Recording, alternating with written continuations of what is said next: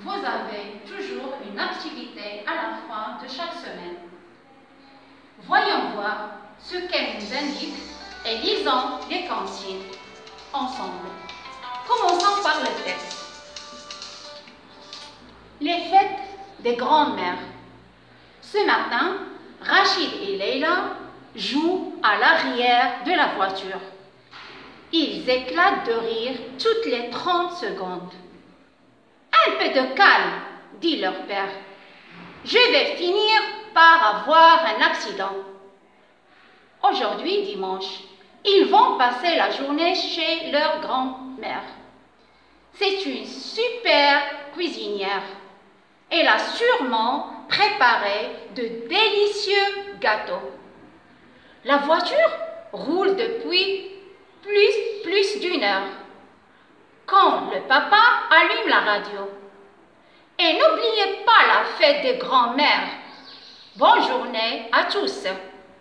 Aussitôt, les deux enfants sursautent. La fête des grands-mères. On n'a rien préparé pour elle, soupire Rachid. Elle va être mécontente, ajoute Leila.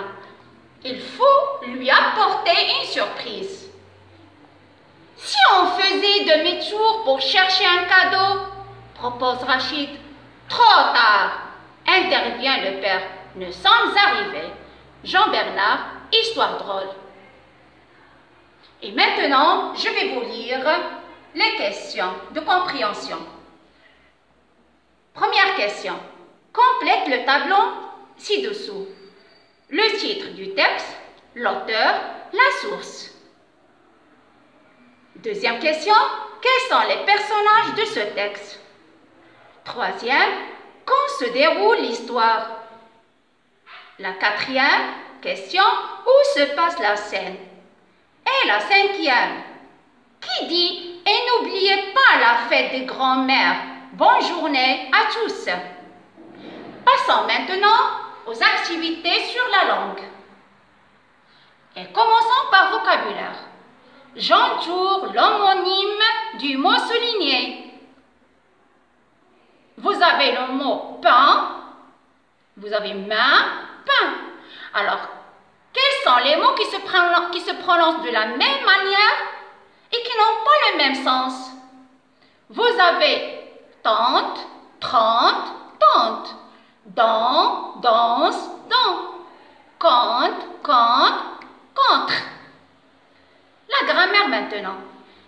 J'écris si les phrases sont affirmatives ou négatives. Je ne suis pas prêt. Alors ici, tu vas écrire si la phrase est affirmative ou négative. Deuxième phrase, le magasin ferme le lundi. La troisième, je ne range jamais mes affaires. La quatrième, il ne pleut plus. Et la dernière, j'aime beaucoup lire. Passons à la conjugaison. Je conjugue les verbes entre parenthèses au présent de l'indicatif. La première phrase, l'avion atterrir dans quelques minutes. Attention au sujet. Vous avez le verbe applaudir devant ce beau spectacle. Et là, vous devez faire très attention. Mes deux frères, le verbe accomplir leur devoir avec plaisir. La dernière, le lion rugir et bondir sur la jeune gazelle. Et maintenant, passons à la dernière activité. L'activité d'orthographe. Je classe ces mots dans le tableau suivant. Vous avez le mot un taxi, un exercice, 10, 12, exact, dixième, 6, explique, croit, sixième. Alors, dans la première colonne, vous allez écrire les mots où vous entendez le son X. Dans la deuxième colonne, vous allez écrire les mots où vous entendez le son X. Dans la troisième, vous allez écrire les mots où vous entendez le son S. Et dans la quatrième colonne, vous allez écrire les mots où vous entendez le son Z. Pour la dernière colonne, vous allez écrire les mots où la lettre X est muette. Elle ne se prononce pas. Mais attention, avant de classer les mots, il faut bien les lire. Et maintenant, prenez votre cahier d'activité à distance, écrivez la date et vous faites votre activité. Et à la prochaine pour faire la correction. Au revoir.